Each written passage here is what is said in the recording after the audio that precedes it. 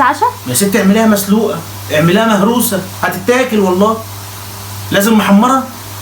العيال بتحبها محمره. طب بقول لك ايه، دي معاكي لاخر الشهر. لازم ازاي يعني لاخر الشهر؟ ازاي ماليش فيه. ده لسه كام يوم على الشهر، ازاي يعني؟ طريقي كل شويه هات لي زيت. انا مش جايب زيت تاني الشهر ده، تظبطي بقى حياتك بيها.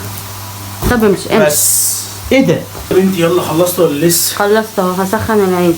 طب يلا. عملت لك البطاطس وعملت جبنه قريش. حط ايه ده؟ استني بس، بحط عليها زيت ليه؟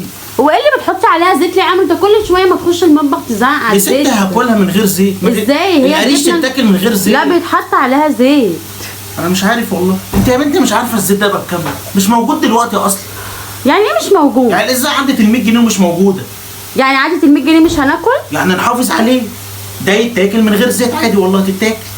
جبنه قريش معروف.